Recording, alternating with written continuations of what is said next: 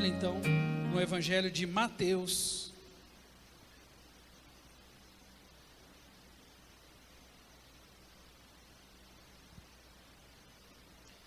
Mateus capítulo 12, verso de número 33. Mateus capítulo 12, verso 33. E hoje nós estamos dando início, conforme você vê aqui também na projeção, a um tempo de preparação das nossas casas de paz. O ano passado nós tivemos uma felicidade imensa de perceber como as casas de paz foram abençoadoras na vida da igreja, na vida particular de cada um de nós. E nós estamos agora, a partir desse domingo, iniciando o tempo de preparação, que significa dizer que daqui a 4 ou 5 domingos, nós vamos ter aqui nesse altar um momento de envio das casas de paz. Só para eu ter uma noção aqui, quantos irmãos que estão aqui, que no ano passado, ou fizeram parte, ou foram anfitriões de uma casa de paz? Levante a mão, só para eu ver. Glória a Deus. A grande maioria desta igreja, o ano passado já esteve envolvido com as casas de paz. E a casa de paz nada mais é do que uma dinâmica simples, aonde a igreja rompe com a estrutura do templo, ou seja, ao invés de chamar as pessoas para vir, nós é quem vamos até elas para poder levar uma palavra, para poder levar o amor do Senhor. E nós tivemos diversos testemunhos, até gostaríamos de compartilhar os testemunhos com os irmãos, dos frutos desse movimento que foi tão importante para a vida desta igreja no ano passado. Vamos começar esse ano então as casas de paz novamente, para que a igreja possa ter esse privilégio de participar no reino de Deus, levando a palavra do Senhor.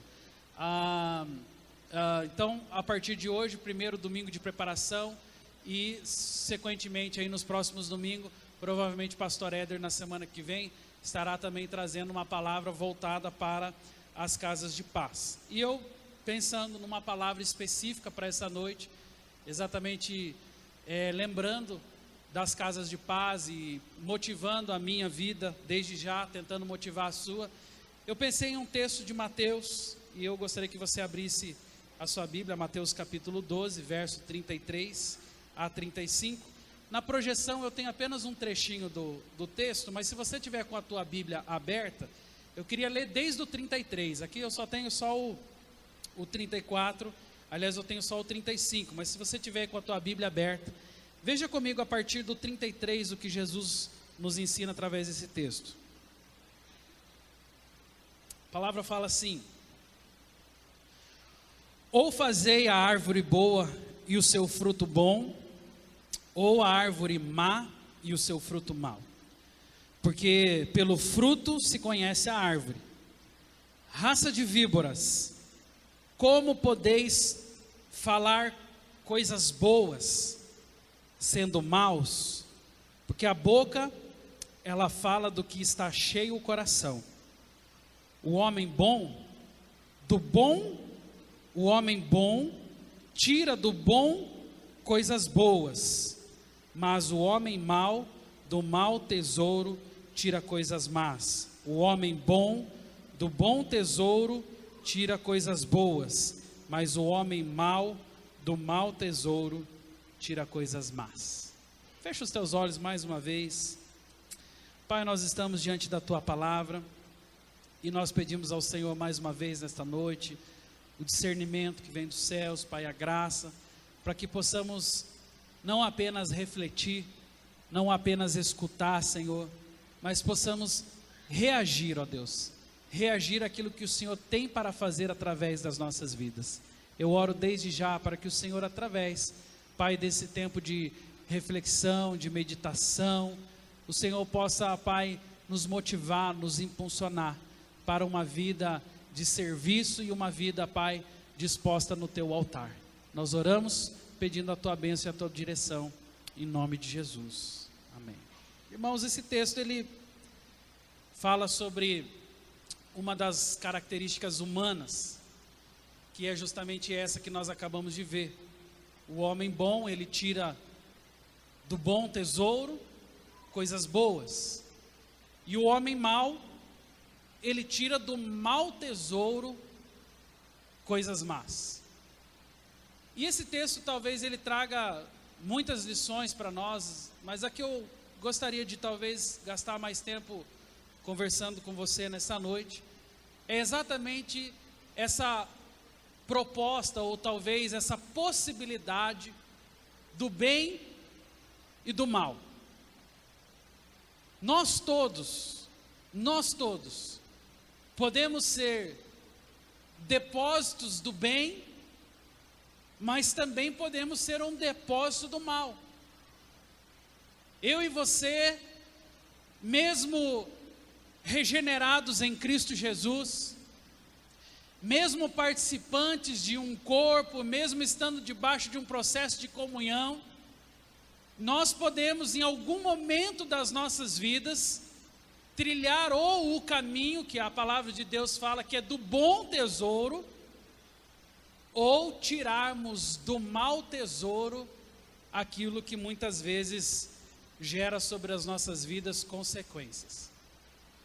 E talvez essa lição ela nos faça, no mínimo, ela nos faça ficar alertas para as escolhas que nós temos feito. Porque a pergunta aqui é exatamente essa: qual é o tesouro do qual nós temos tirado as respostas para a nossa vida? Qual é o tesouro do qual nós temos nos apropriado para poder construir a nossa vida? Qual é o vaso do qual eu e você entendemos que devemos tirar então algo para poder realizar a nossa caminhada diante da sociedade, diante de Deus e diante do mundo? E muitas vezes nós percebemos o quão suscetível nós estamos exatamente ao mau tesouro. Quantos de nós temos talvez sucumbido à realidade de um mau tesouro? Quantos de nós estamos vulneráveis aos maus tesouros que estão dentro de nós? Talvez um dos grandes mitos que exista dentro da configuração de uma vida convertida é exatamente esse mito de que você, uma vez se converteu, o mal ele saiu de dentro de você. Esse mito de que, eu já fui lá, desci as águas, agora eu estou batizado, eu estou remido pelo sangue do Cordeiro, logo eu estou agora livre do mal. Esse é um grande mito, que exatamente pela falta de informação, faz com que eu e você fiquemos vulneráveis a nós mesmos. Uma das coisas que nós começamos a aprender quando caminhamos com Deus é que a vida com Deus ela é feita de posicionamento. Todos os dias eu faço escolhas, todos os dias eu me posiciono com um único intuito: manter o meu coração dentro do bom tesouro. O único intuito é manter a minha vida mais perto da presença de Deus, porque eu sei que a minha natureza maligna, eu sei que a minha natureza caída, ela pode de alguma forma se revelar no meu ser.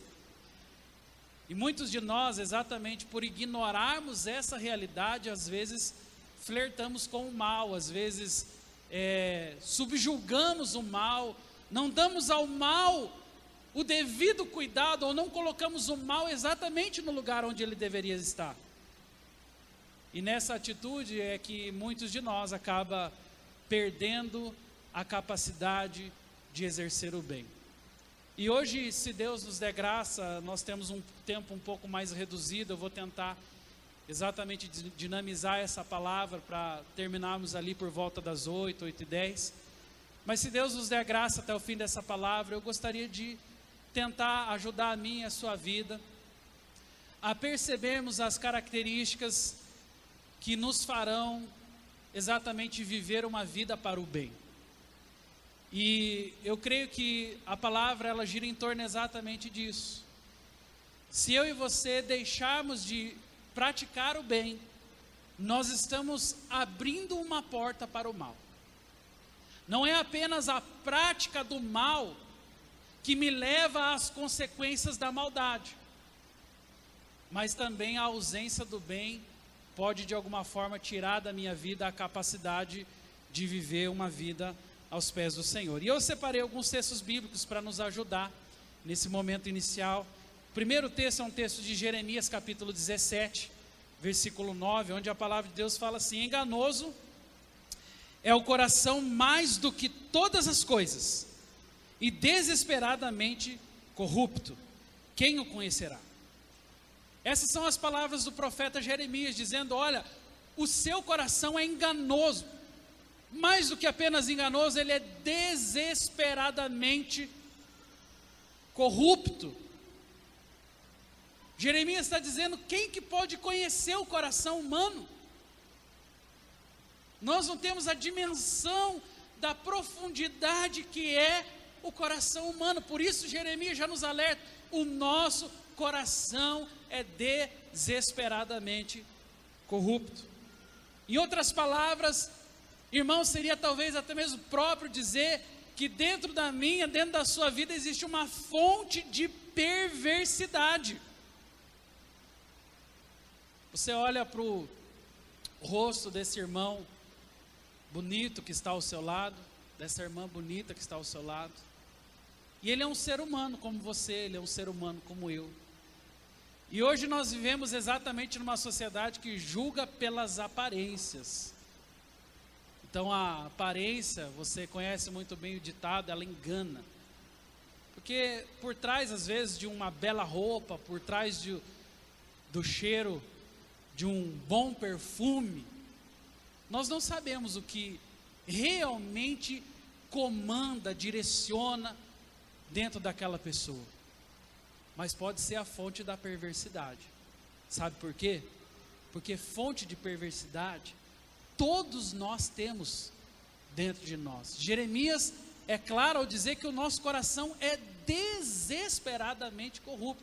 O próprio Jesus, citando essa mesma palavra do profeta Jeremias, e agora lá no livro de Mateus, no capítulo 15, veja o que Jesus mesmo fala sobre essa concepção que Jeremias já tinha nos antecipado. Ele fala: não compreendeis que tudo o que entra pela boca desce para o ventre, e depois ele é lançado para lugar escuso? Mas o que sai da boca vem do coração, e é isso o que contamina o homem, porque do coração procedem maus desígnios. E olha o que o texto fala: homicídios, adultérios, prostituição, furtos, falso testemunho, blasfêmias. São estas as coisas, a Bíblia diz, que contaminam o homem, mas comer sem lavar as mãos, isso não contamina. Era Jesus parafraseando Jeremias e identificando o cerne da maldade, explicando para mim e para a sua vida que é do próprio coração humano. E eu gostaria que, mesmo que eu sei que a grande maioria saiba, né?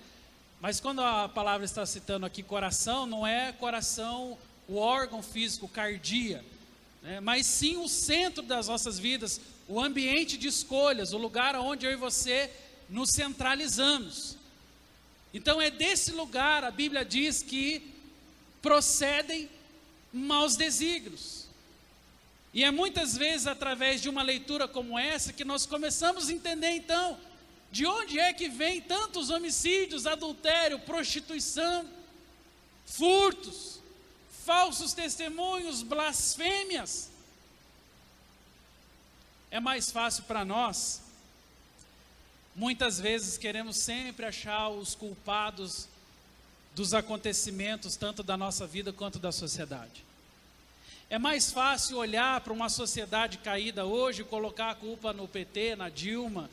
É mais fácil olhar para para a sociedade corrupta, ou muitas vezes pela violência, pela criminalidade que aumenta, e colocar a culpa, por exemplo, nos policiais, colocar a culpa na política e tantas outras coisas. E de fato, nós nos tornamos especialistas em identificar os culpados para aquilo que acontece ao nosso redor. Mas uma das coisas que talvez nós falhamos em não perceber é que a fonte de toda essa maldade, de toda essa corrupção, é que a fonte de todos esses homicídios, desses adultérios, de tanta coisa ruim que nós vemos ao nosso redor, chama-se coração humano. Ainda que seja difícil para nós, é importante que como igreja, como povo de Deus, nós tenhamos a consciência de que o nosso coração, de que nós somos perigosos, e que é através do ser humano que consequências como as que nós estamos colhendo hoje, tanto em nível de sociedade, como em questão de vida pessoal, tem acontecido com tanta largueza. Há um outro texto, que é Tiago capítulo 4, lá no verso 1, onde a palavra define da seguinte forma: de onde é que vem? De onde vem guerras e contendas que há no meio de vocês? De onde? E ele mesmo responde: não vem das paixões que guerreiam dentro de você? Em última instância, irmãos, de onde é que vem a guerra, o mal? De onde é que vem tanta coisa ruim que está acontecendo?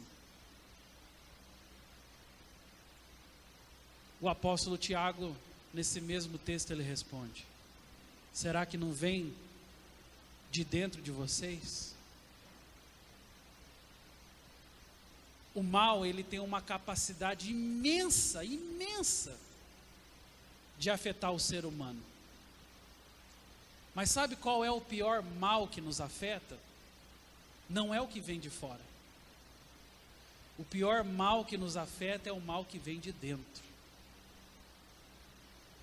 Não é, por exemplo, a ofensa que foi reportada a mim que vai causar o mal no meu coração. Exemplo.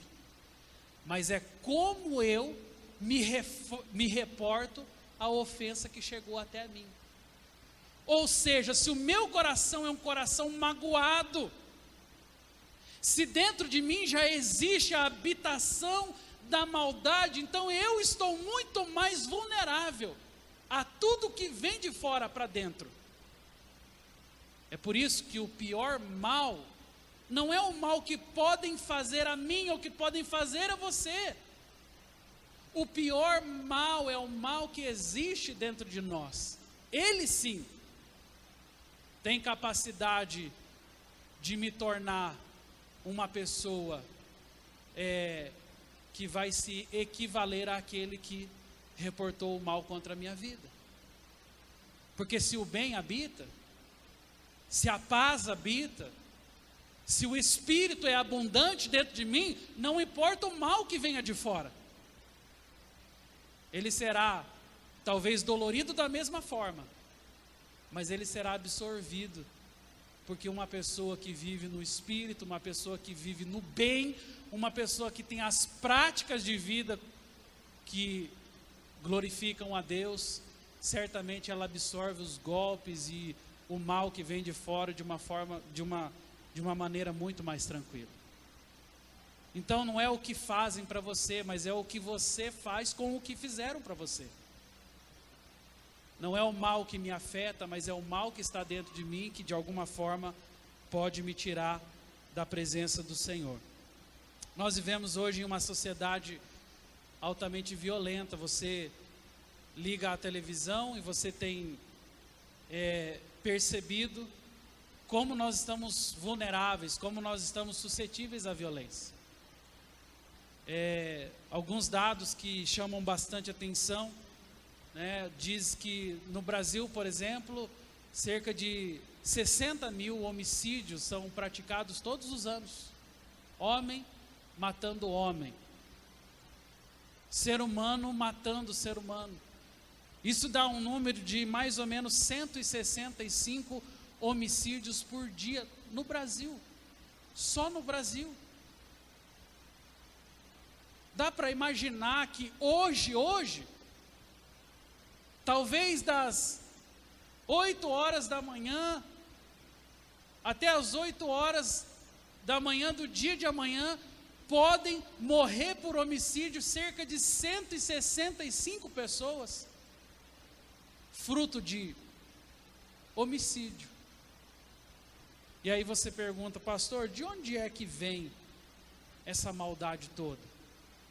Jeremias responde, do coração humano. É do coração humano que vem a perversidade, que vem o homicídio, que vem a maldade. Hoje cerca de 350 mil divórcios são realizados no Brasil por ano. É o maior índice de dissolução familiar da história. Com a mesma facilidade com que se casa, também se descasa hoje. 350 mil divórcios, é a dissolução familiar mais grosseira de toda a história. Percebemos isso no nosso dia a dia com pessoas ao nosso redor, pessoas que estão ao nosso lado. E novamente vem a pergunta, de onde é que vem isso? Vem do coração humano. O coração humano é essa fonte de perversidade. A ONU fala que hoje no mundo, cerca de 1 milhão de pessoas cometem suicídios todos os anos. E o que é pior é que, não sei se é pior, se é melhor, ou se é tudo ruim na verdade, mas é que as pessoas que têm praticado suicídio hoje, ao redor do mundo, são pessoas com idade entre 15 e 29 anos. O suicídio hoje já é a segunda maior causa de morte entre os jovens no mundo. Pessoas de 15 a 29 anos de idade estão querendo tirar a sua vida. Pergunto para você, de onde é que vem isso? A resposta vem do coração humano.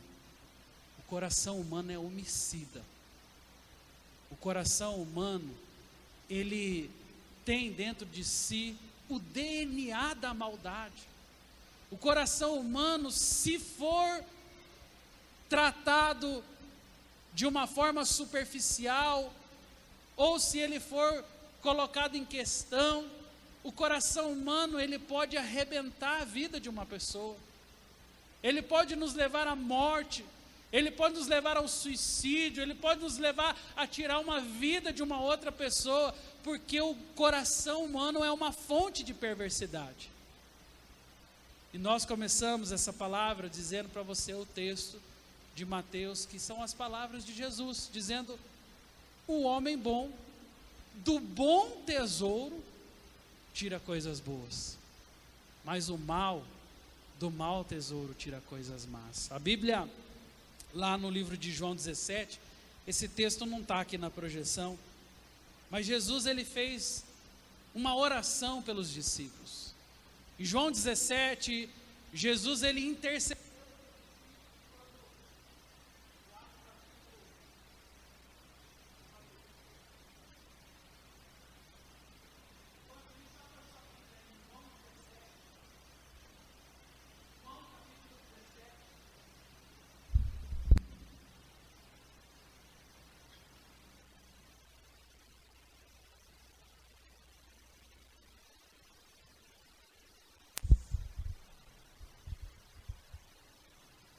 João 17, 14 a 16, essa é a intercessão, essa é a oração que Jesus fez pelos seus discípulos, dizendo: dê-lhes a tua palavra. E o mundo os odiou, porque não são do mundo, assim como eu não sou. Não peço que os tires do mundo, olha o que a palavra diz, mas que os livres do mal. Essa foi a intercessão de Jesus. Essa foi a oração do Senhor pela vida dos seus próprios discípulos. Olha, eu não peço que os tires do mundo, mas sim eu peço que tire vocês do mal, que livre vocês do mal. Irmãos, eu tenho uma percepção, então, com base nesse texto que nós acabamos de ler da palavra de Deus, que se nós não praticarmos o bem nas nossas vidas, nós acabamos nos aperfeiçoando para o mal. Eu vou tentar nesse momento, que daqui para frente vamos encaminhar para o final dessa palavra, explicar isso um pouco melhor para você. Mas eu queria que, apenas para que você entendesse o ponto principal dessa mensagem, é exatamente isso. A ausência da prática do bem, ela abre uma porta imensa para a prática do mal. É quase que como o exercício físico. Você que tem o hábito de fazer dieta ou de fazer regime, você sabe que emagrecer, por exemplo, não é fácil. Olha para esse irmão que está ao seu lado e fala, não é fácil, né? Não é fácil emagrecer, irmãos. O regime, ele é fruto de uma disciplina, ele é fruto de toda uma preparação, aonde você então se concentra naquilo. Eu preciso selecionar os meus alimentos, eu preciso comer aquilo que é adequado, eu preciso me exercitar. É um preço, é um tempo que você gasta, é um investimento que você faz com o intuito de ficar bem, de sentir-se bem. Agora, você que faz regime, você que talvez como eu, mais gordinho assim, tem uma tendência fácil a engordar, sabe que se você ficar lá 6 meses fazendo um regime, por exemplo, mas depois você fala assim, cansei do regime, vou começar a comer. Irmãos, é 15 dias. Você ficou 6 meses se preparando, se privando, passando vontade, selecionando alimento, investindo na tua vida física. Mas aí, 15 dias, você está uma bola de novo. E você já não cabe mais na camisa, você não entra mais na calça. Sabe por que isso? Porque em algum momento, nós relaxamos. E aí a hora que você relaxa, você fala, não, eu já fiquei 6 meses pagando o preço. Não. Se relaxou, vai engordar. Na vida com Deus não é diferente. Irmão, você pode praticar o bem 20 anos da sua vida.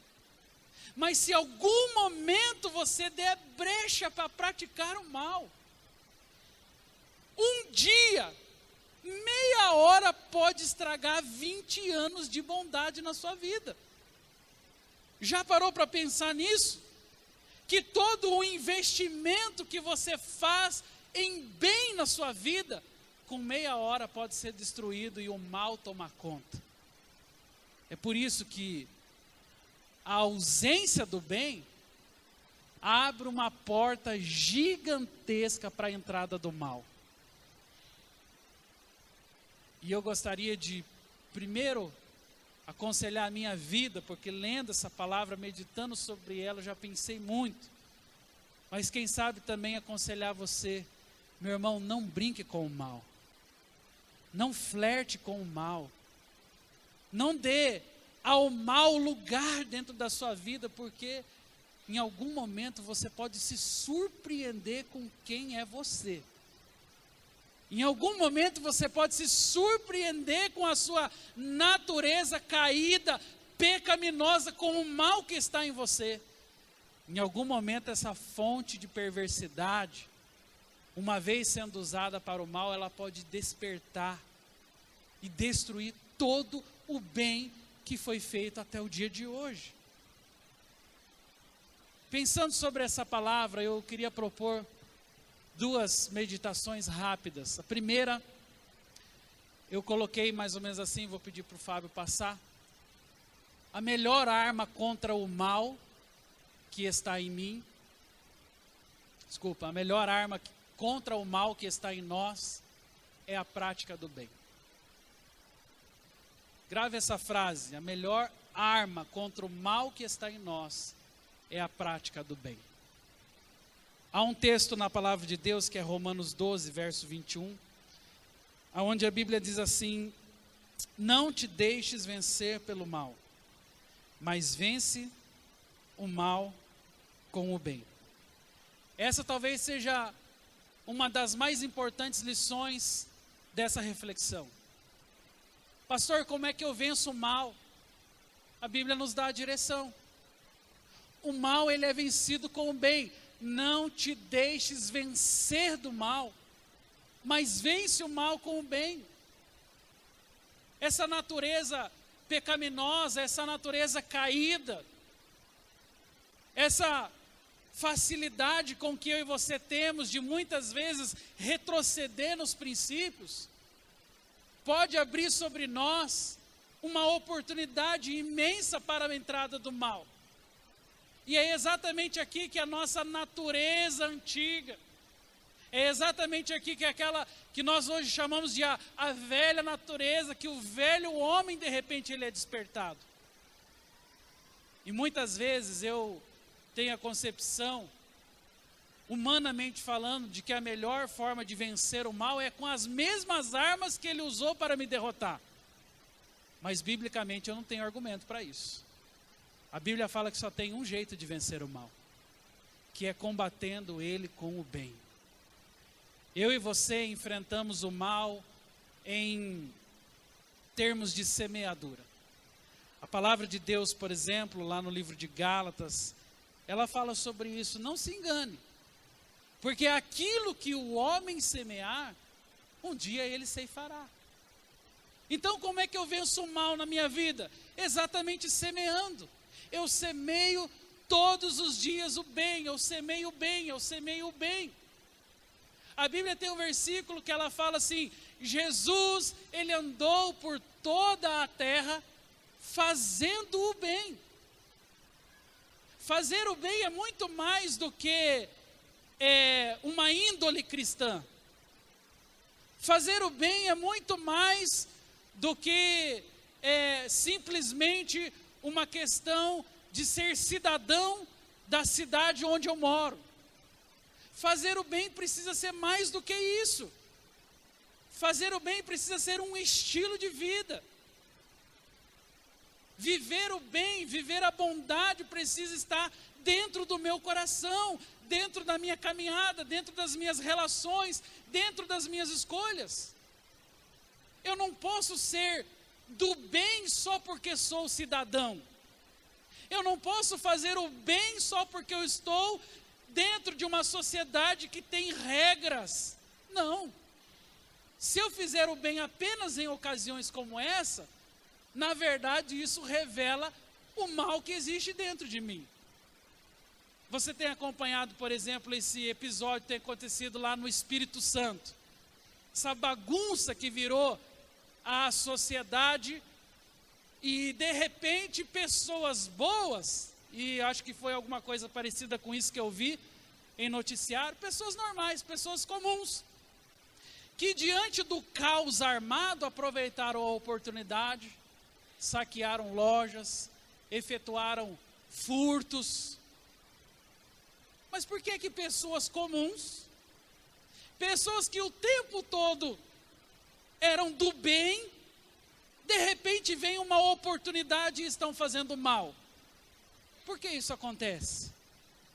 E aí alguém colocou até no conselho de pastores, a gente tem um grupo de WhatsApp, algum pastor colocou uma frase de alguém, achei bastante interessante, que falava mais ou menos assim, que se eu dependo da polícia para fazer o bem, isso é sinal de que na verdade eu sou um ladrão solto. E eu achei essa frase realmente fantástica. É isso mesmo. Se eu dependo da polícia para ser uma pessoa de bem, isso significa que o tempo todo nós somos os bandidos livres aqui. Somos os ladrões soltos, porque o que me tutela é a polícia. Então, se a polícia faltar como faltou lá no Espírito Santo nesse momento, a sociedade vira um caos, vira uma bagunça, porque as pessoas não definiram viver o bem por causa do estilo de vida que é correto, mas definiram viver o bem para não ficar atrás das grades, definiram viver o bem na sua vida para não fazer parte de uma ala da sociedade que é mal vista. Não tem a ver com estilo de vida, não tem a ver com escolhas. Então, meu irmão, eu e você definimos que bem é algo que nós realizamos porque amamos o nosso Senhor e porque sabemos o perigo que existe dentro dessa natureza caída que nós todos tendemos a, muitas vezes, nos reclinar a ela. Por isso, tome muito cuidado e reveja quais são as motivações para que você hoje se defina pelo bem. Diga-se de passagem, na vida espiritual, nós somos muitas vezes meio que conduzidos a fazer isso. Por exemplo, é muito comum você encontrar irmãos que falam assim: mas por que você dá o dízimo? Ah, eu dou o dízimo porque lá em Malaquias 3,10 está escrito: trazei todos os dízimos à casa do tesouro, papapá. Ou seja, em última instância, o que rege a vida de uma pessoa como essa chama-se lei, e não amor. Porque se eu entendesse que o amor é quem rege o estilo de vida, ou seja, fidelidade ao estilo de vida, então eu não preciso da lei para poder me proteger. Pelo contrário. Eu não sou dizimista porque a Bíblia fala que o Senhor vai repreender o devorador na minha vida. Não, eu sou dizimista porque eu amo meu Senhor e entendi que como princípio de fidelidade eu pratico o dízimo, pratico a oferta e outros princípios como esse. Mas é tão fácil hoje se esconder através das regras, não é verdade? A maioria de nós, irmãos, vai perceber isso na vida espiritual. Mas quantas pessoas na vida moral são assim? Só não são o bandido que são na sociedade porque tem polícia, porque não quer ficar atrás das grades, porque tem um processo jurídico que muitas vezes vai fazer com que atrase a vida da pessoa. Mas lá no íntimo está vivendo aquela maldade, lá no íntimo está se permitindo usufruir daquela maldade, e muitas vezes nesse flertar com o mal, nós acabamos prejudicando a nossa vida espiritual. Então tome muito cuidado, meu irmão, com aquilo que tem direcionado a sua vida. E eu quero concluir essa palavra, talvez dentro de 5, 10 minutos, falando sobre o último ponto que está escrito aí. Sonegar, então, o bem é o mesmo do que fazer o mal. Preste atenção nisso, sonegar o bem é o mesmo do que fazer o mal. O texto de Tiago, lá no capítulo 4, verso 17, a palavra diz assim: portanto, aquele que sabe que deve fazer o que está escrito ali? O bem. Aquele que sabe que deve fazer o bem e não faz, nisto está pecando. Irmãos, aqui é uma outra face do mal e do bem. Existe esse mal que eu falei para vocês, que é digno de noticiário, esse mal que escandaliza, esse mal que dá ibope, esse mal que a mídia não vê a hora de poder colocar isso na tela, na televisão das pessoas. É o homicídio, é o furto, é a bagunça social. Isso rapidinho está na mídia. Tudo isso rapidinho está na televisão e você vê a maldade humana ali explícita, exposta aos nossos olhos. Mas o que o texto de Tiago está falando é sobre um outro tipo de mal. E eu realmente gostaria de chamar a nossa atenção nesse momento final, para esse outro mal, do qual nós estamos também suscetíveis. E esse mal não é um mal praticado, ou seja, não é o homicídio, não é o roubo, não é o adultério. Esse mal, ele não dá ibope, ele não está na mídia. Esse mal não é o mal observado, mas ele é o mal sonegado. Tão pecaminoso quanto a prática desse mal explícito que nós percebemos na mídia, é a ausência do bem nas nossas vidas. Tão prejudicial quanto o mal praticado é o bem sonegado. Aqui, na verdade, Tiago, ele está refletindo sobre o mal praticado e não sobre o bem sonegado, que na verdade são duas faces da mesma moeda. Tanto o mal praticado quanto o bem sonegado são duas faces da mesma moeda. Tiago está dizendo, se você sabe que você deve fazer o bem e não faz, é pecado. Nisso você está pecando. O argumento meu e seu é assim, não pastor, mas eu não fiz nada. Eu não matei, eu não roubei, eu não soneguei. Esse é o mal explícito. Mas tão ruim quanto o mal explícito que nós vemos, é o mal sonegado. Não fazer o bem é pecado. E abre uma porta imensa para o mal. A maioria das pessoas de boa conduta se esconde atrás dessa vitrine bonita. Não mato, não roubo, não pratico coisas erradas, sou uma pessoa disciplinada, sou uma pessoa que paga os meus impostos em dia, sou uma pessoa que não sonego e assim por diante. Nós nos escondemos atrás de uma vitrine bonita.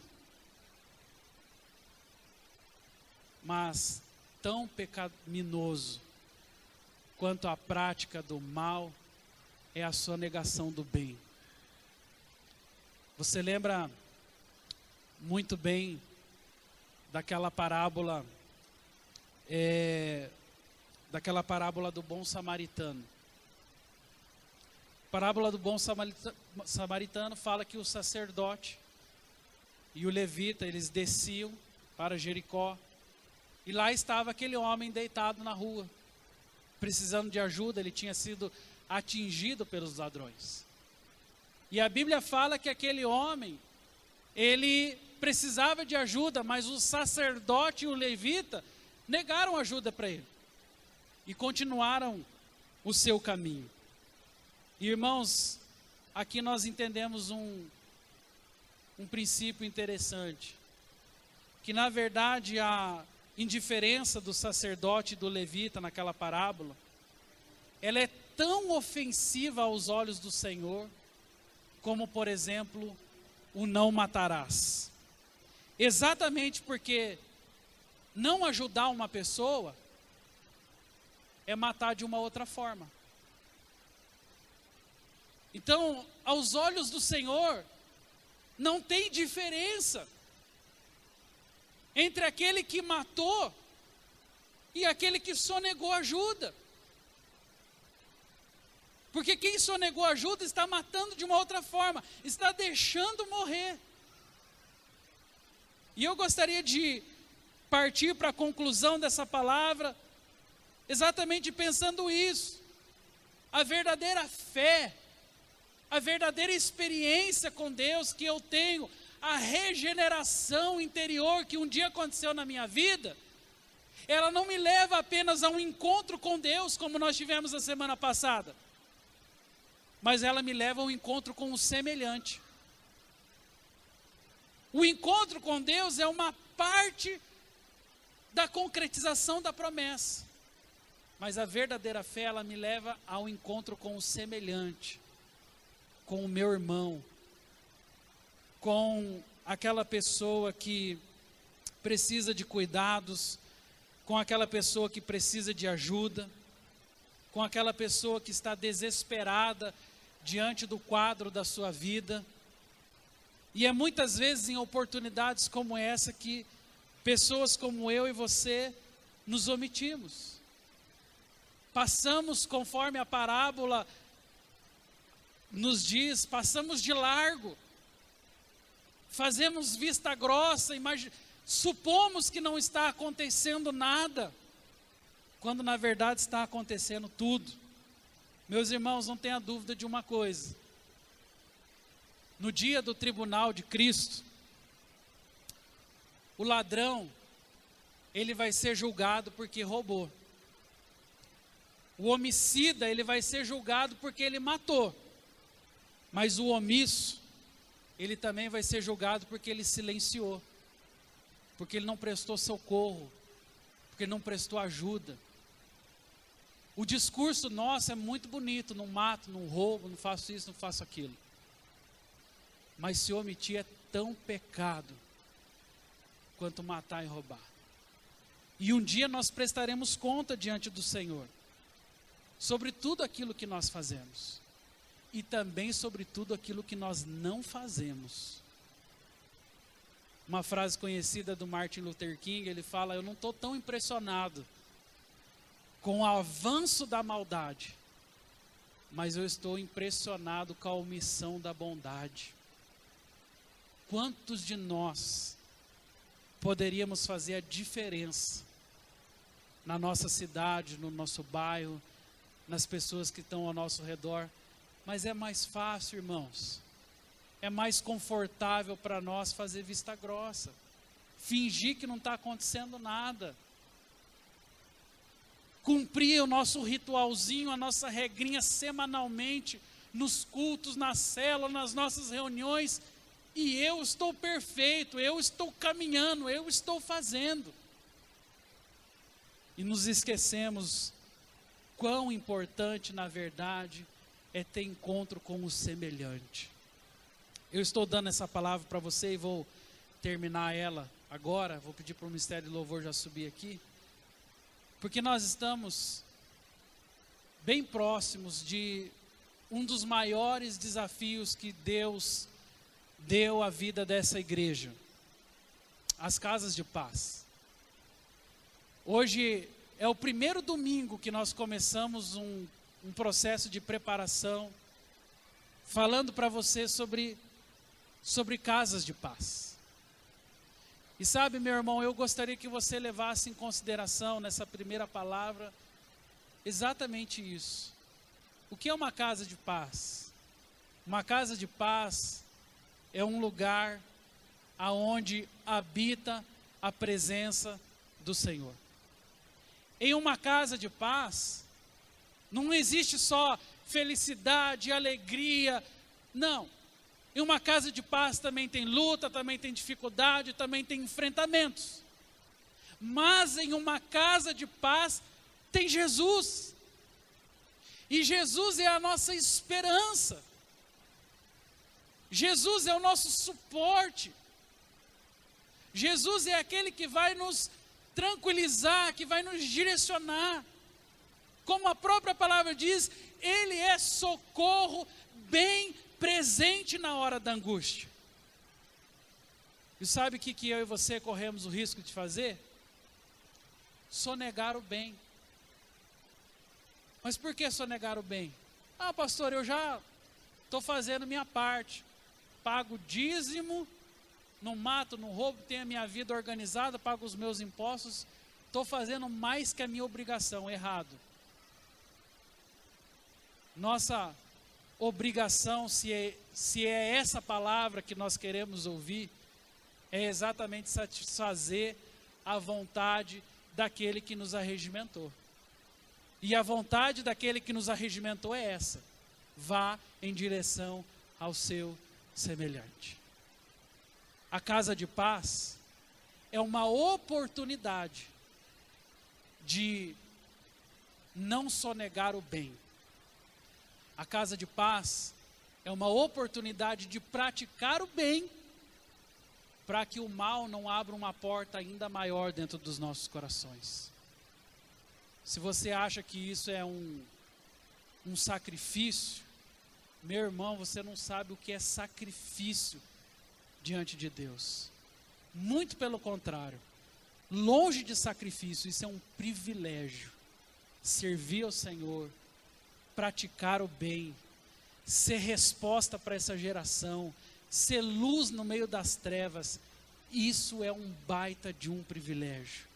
E nesse primeiro domingo de preparação, eu queria colocar essa pequena semente aí no teu coração. Comece a refletir sobre isso. Qual é a prática que você tem dado ao bem na sua vida? Você tem só um nome, uma pessoa de bem? Ou você realiza o bem? O bem é só uma fachada na tua história, na tua vida, na tua caminhada? Você é só conhecido como um homem da igreja, uma mulher da igreja, uma pessoa cristã? Ou você é um cristão? Ou você é uma pessoa atuante no meio daqueles que estão precisando? Eu temo a Deus que nós usemos mais o rótulo do que a essência. E eu creio que é um tempo oportuno para que nós possamos praticar o bem, para que nós possamos fechar a porta do mal, como nós vimos em Jeremias, esse mal que habita em nós, inerente à nossa conversão. O mal, ele continua ali.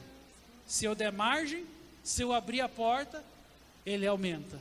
Mas se eu praticar o bem, ele morre, ele desaparece. Amém? Eu queria orar com você nesta hora. Eu queria convidar você a se colocar em pé. Eu não vou chamar você aqui no altar hoje, o nosso tempo está um pouco avançado. Mas eu gostaria muito que você, nessa noite, refletisse sobre isso, sobre o que nós pensamos.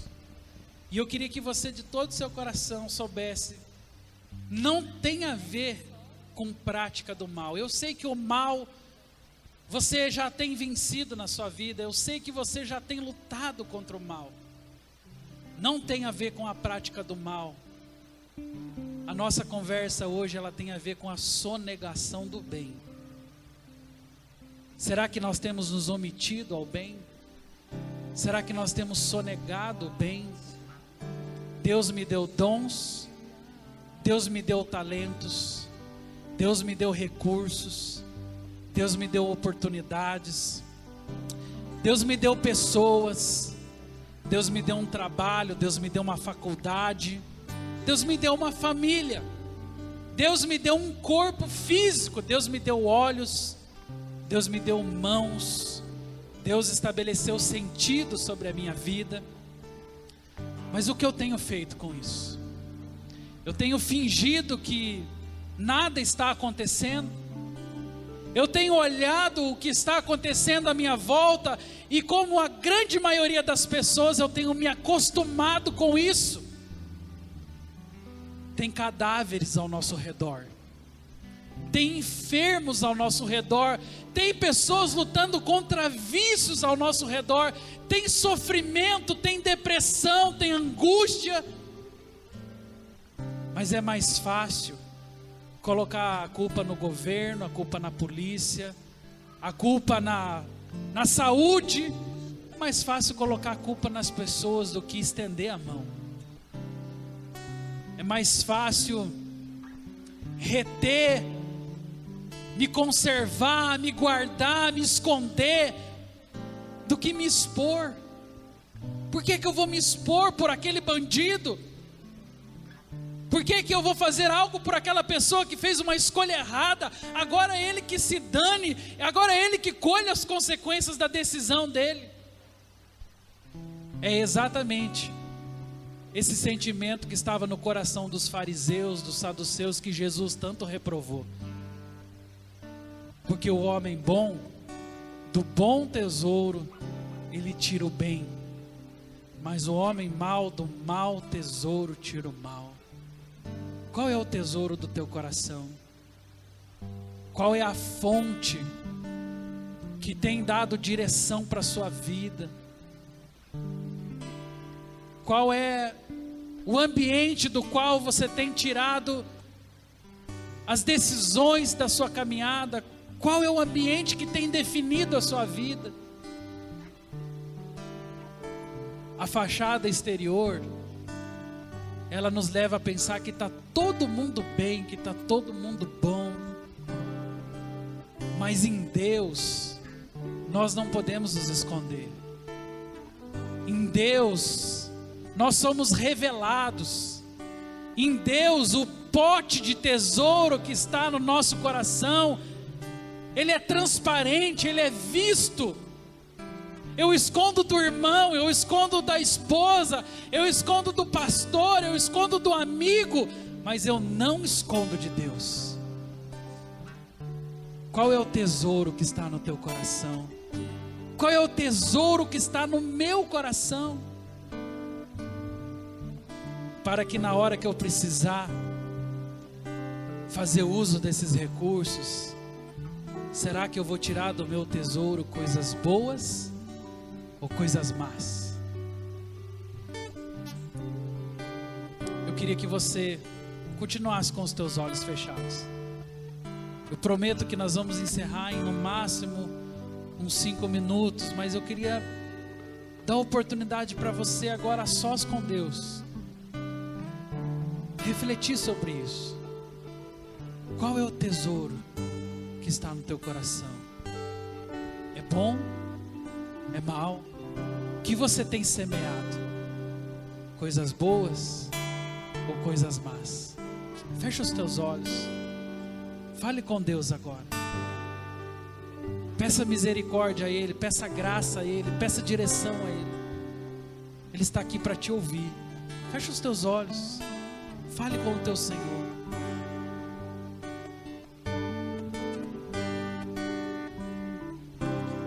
Não entendo o meu próprio agir.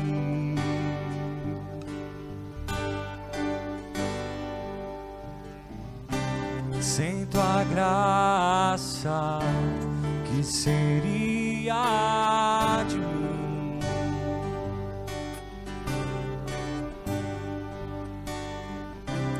Não entendo o meu próprio agir.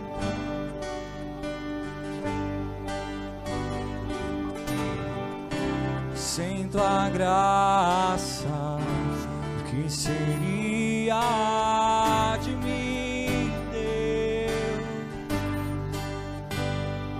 Pois o bem que eu quero fazer não faço, e o mal que eu não quero, este sim acabo cometendo. Em meu ser militam carne e espírito, em uma guerra infindável, a qual eu não me rendo. Pois meu corpo já foi vendido como escravo, e não existe bem nenhum em mim, apenas o pecado. Mas eu sei que no tocante em meu interior, tenho prazer na tua lei. Tu és o meu amado, então liberta-me de mim. Eu quero ser a tua casa. Se você estiver aqui, eu sei, eu venço o pecado. Então enche-me de ti, até que não haja mais espaço. Pois quando estou em tua presença, o meu viver é transformado. Então liberta-me de mim. Eu quero ser a tua casa. Se você estiver aqui, eu sei, eu venço o pecado. Então enche-me de ti, até que não haja mais espaço. Pois quando estou em tua presença, o meu viver é transformado.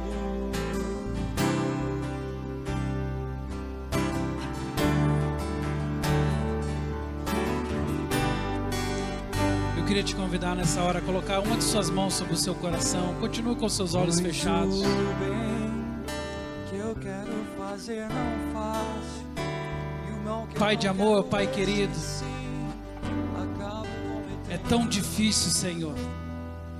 É tão difícil, Senhor, muitas vezes lutar contra o pecado que habita em mim. Contra, Pai, o pecado que muitas vezes quer viver, quer se ressaltar na minha carne. Mas nós temos aprendido, Senhor, como vale a pena, Senhor. Como vale a pena lutar, Senhor. Como vale a pena, ó Deus, investir, ó Pai, na prática do bem, na presença do bem. Como vale a pena investir em ações que glorificam e que exaltam o Teu nome. Deus, tem sido tão fácil para nós, muitas vezes, nos esconder diante de uma boa conduta social. Tem sido tão fácil para nós, ó Pai, muitas vezes fingir, Senhor, que nós estamos realizados em Ti, apenas porque participamos de culto, apenas porque, ó Pai, cumprimos regras. Nós queremos mais do que isso, Senhor. Nós queremos fazer aquilo que o Senhor nos chamou a fazer. As pessoas ao nosso redor estão pedindo socorro. A vida humana está pedindo misericórdia. As pessoas estão, ó Pai, sendo destruídas dentro da nossa própria casa, na própria rua que nós moramos, na própria empresa que nós trabalhamos, na faculdade que nós estudamos, Senhor. A vida humana está em perigo. Muitas vezes, Senhor, eu tenho me somado aos murmuradores, eu tenho me somado àqueles que conseguem muitas vezes, ó Pai, identificar o problema da situação, mas eu tenho sonegado o bem, eu tenho sonegado, Pai, a ação, eu tenho sonegado o dom que há em mim, a palavra de vida que há em mim, eu tenho sonegado o Espírito que há em mim, eu tenho sonegado o Evangelho que há em mim, a paz que há em mim, quando tantas pessoas precisam disso. Pai, eu quero pedir que nessa noite, uma unção, Pai, especial, que abra os nossos olhos e nos faça reagir, ó Pai, possa cair sobre a Tua igreja, Deus. Nós possamos hoje confessar como pecado, Senhor, não a prática do mal, mas a sonegação do bem, a vista grossa que nós estamos fazendo para o que está acontecendo ao nosso redor. E eu peço a Ti, ó Pai, que a Tua misericórdia, que o Teu amor, Pai, alcance a nossa geração, que, ó Pai, um espírito, ó Pai, de justiça seja colocado sobre os nossos corações, e nós não apenas façamos por fazer, mas nós queiramos, ó Pai, praticar o bem e ir em direção ao nosso semelhante todos os dias da nossa vida. Pai, nós Te adoramos, Senhor, por aquilo que já tens feito neste lugar. Agora, de forma especial, ó Deus, quando estamos encerrando esta reunião, eu clamo ao Senhor que possa liberar sobre a vida da Tua igreja, Pai, unção e graça para mais uma semana de vitória, Senhor, uma semana repousando debaixo da Tua graça, debaixo do Teu amor. Pai, que sobre nós recaia, Pai, discernimento, ousadia para poder vencer os obstáculos, e que o tempo todo possamos nos lembrar que o Senhor nos chamou para fazer o bem, não apenas como boa conduta, mas como estilo de vida, Senhor, fazer o bem a todos os nossos semelhantes. Que o amor do Deus Pai, Criador dos céus e da terra, que a graça do Deus Filho Jesus Cristo, que pagou tão alto preço pelas nossas vidas na cruz do Calvário, que a companhia, presença, unção do Espírito Santo seja com a Tua igreja, Senhor, hoje e todos os dias. Amém Que Deus te abençoe, meu irmão, que você tenha uma semana de paz. Dê um abraço no teu irmão, cumprimente ele com a paz do Senhor.